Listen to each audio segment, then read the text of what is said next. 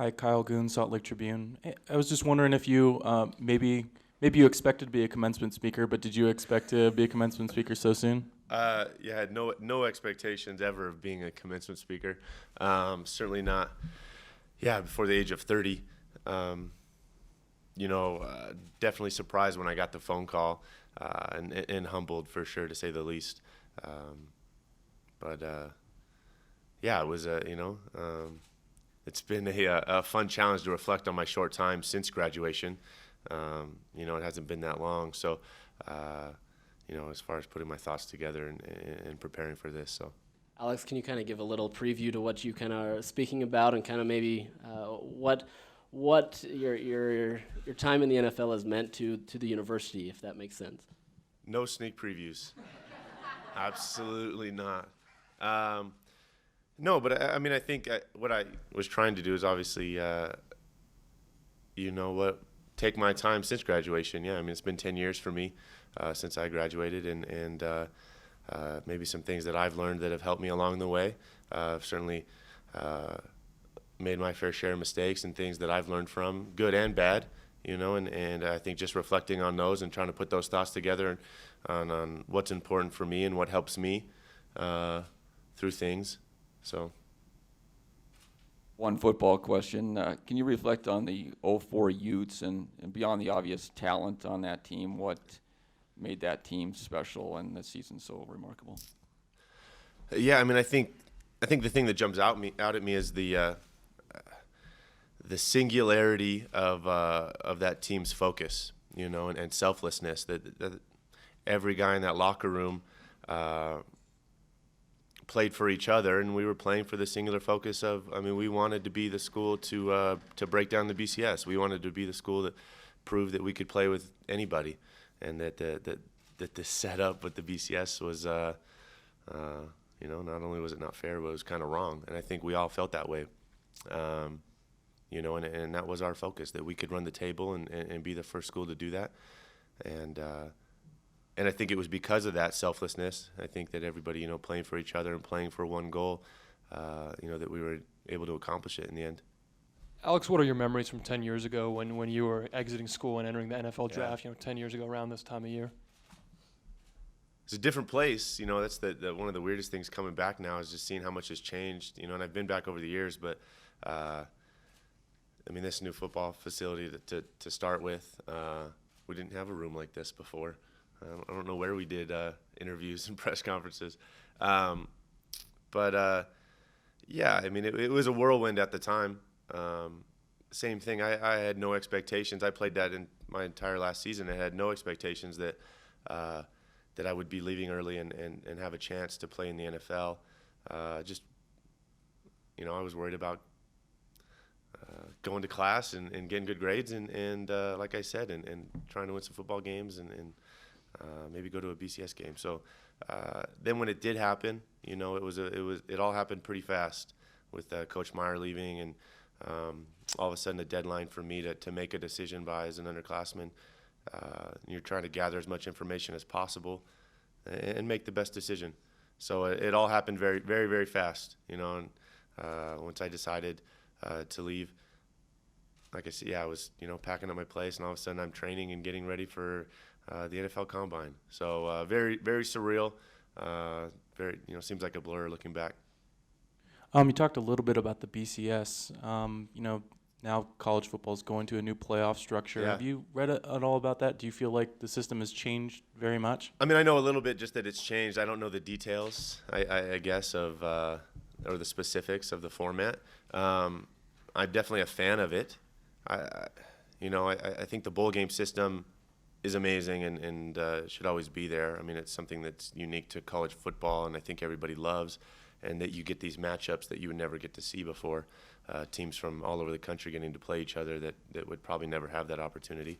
But I think we would all love to see, I don't know how many teams it is, 8, 4, 6, whatever the top teams that get to play for that top spot, because I think it's a shame. I certainly would have loved that opportunity our last year. Because we're left with never being able to know. There were 3 teams, I think, that year that were undefeated heading in, and would have loved to have been able to have a a couple extra games to figure out who actually was the best.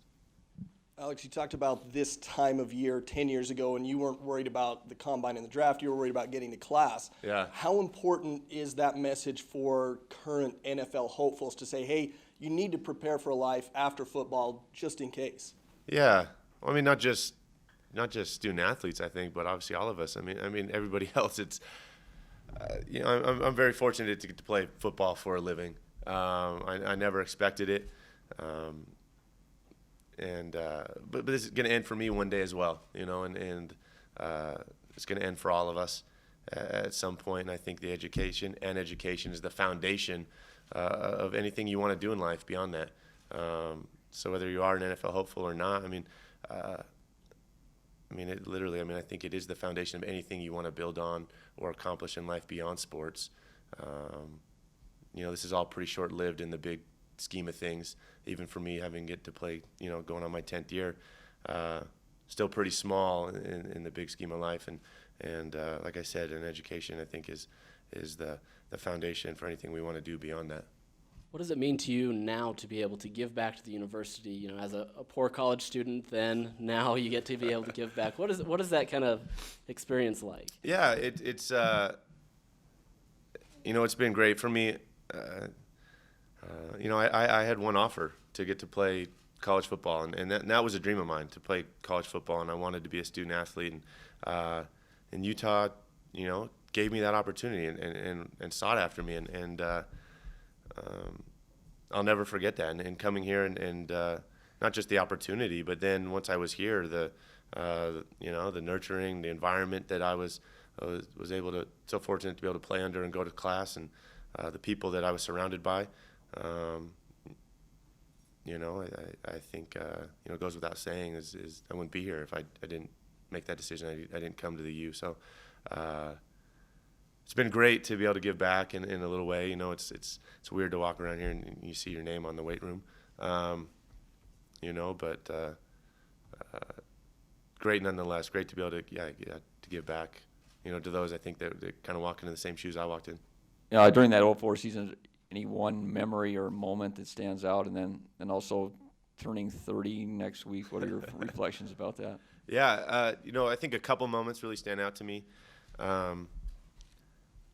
Certainly the last game of the season, having college game day, get to come here to the U to get to play, the team down south and to finish the way we did, the fans rushing the field. That was a moment I'll never forget to be a part of. The raw emotion and joy of everybody, to get the student, the must down on the field and have them down there with you and all the teammates and coaches and everybody. Just truly, truly special. Something I'll never forget. The Fiesta Bowl was obviously an experience in itself, to get to go down there and experience that and to win the game the way we did.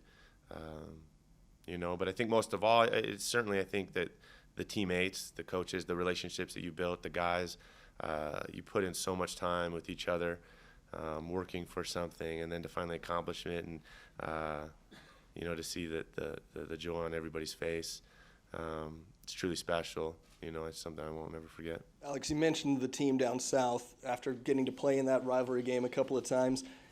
Do you have any thoughts on or any disappointment on the fact that the rivalry game isn't going to be here for a couple of seasons? Yeah,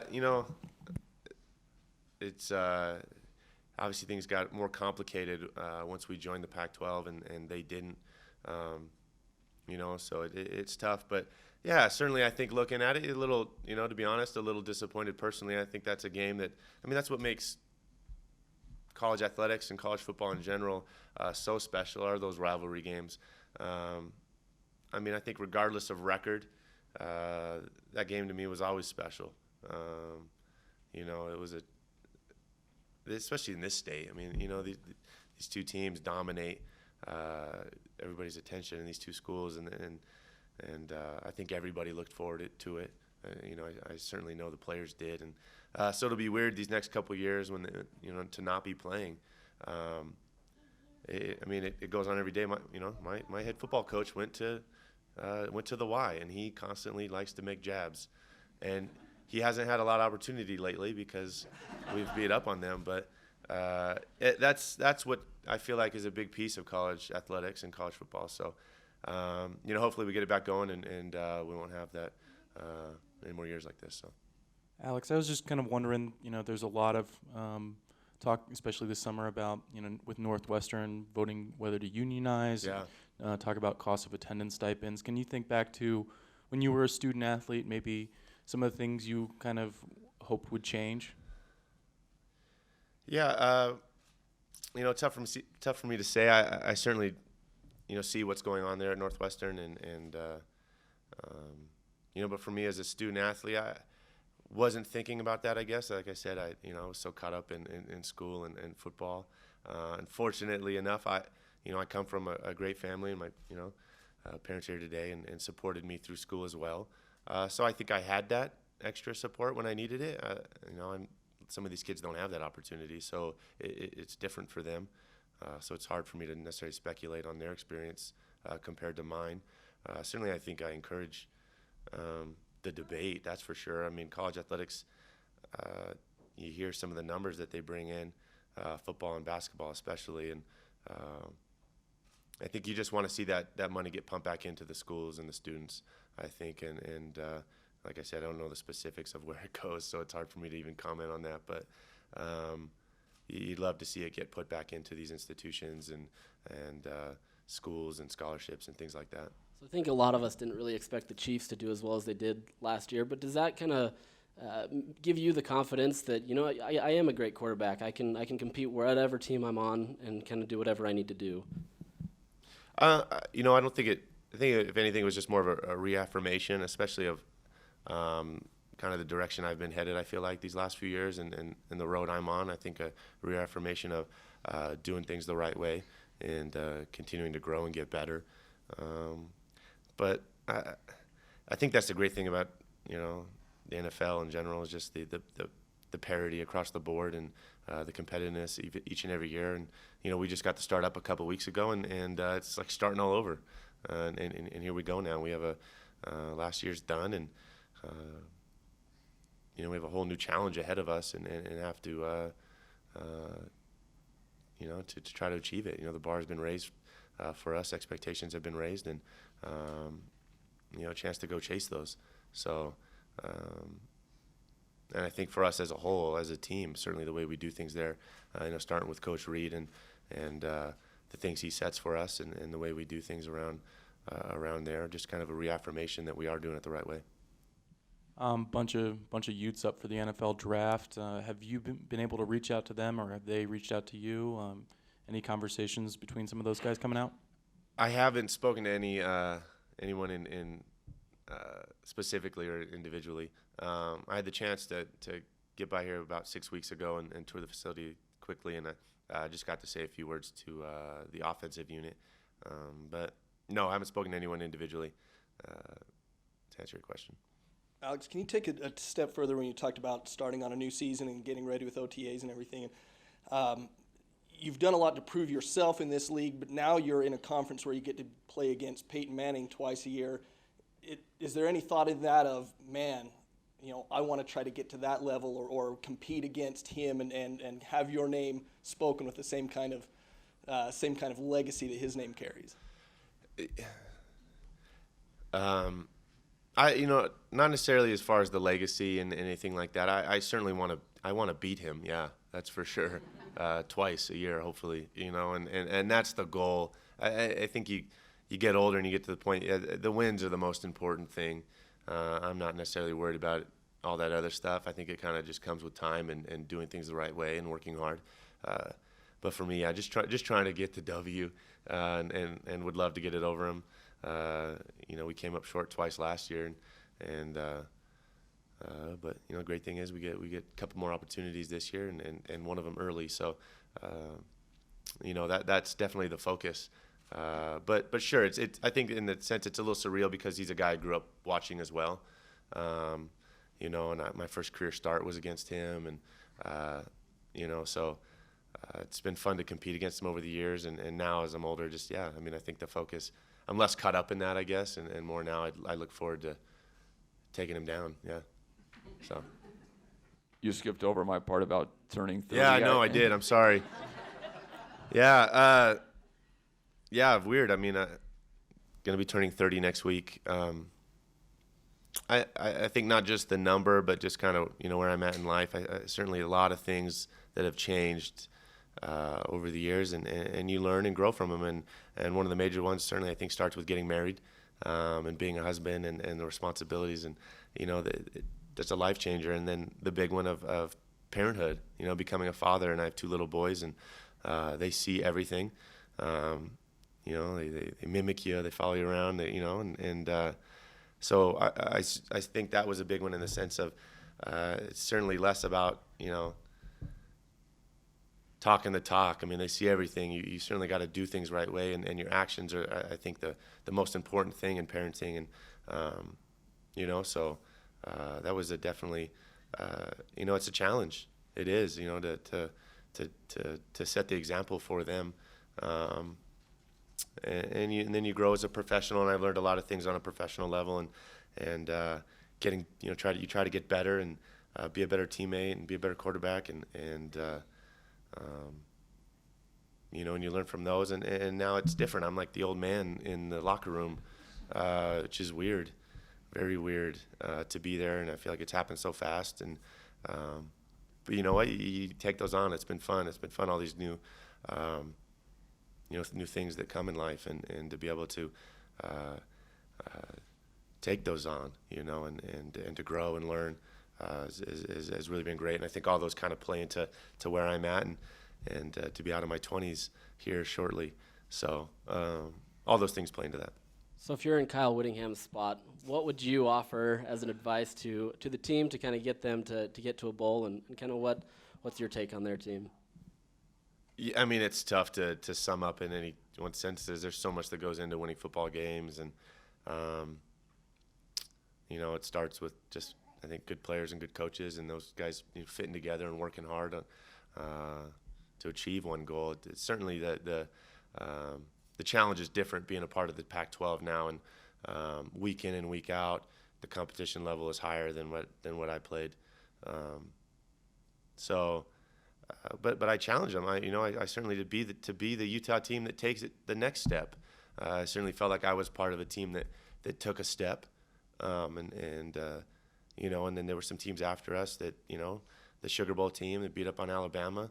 I think that was another step, and going to the Pac-12 was another step, and I think you're nearing the point where if you take the last of these couple steps, and there's not going to be many left. You're going to be at the pinnacle there, and I think kind of challenge them to be that team, to be that Utah team that everybody will remember that did that. So.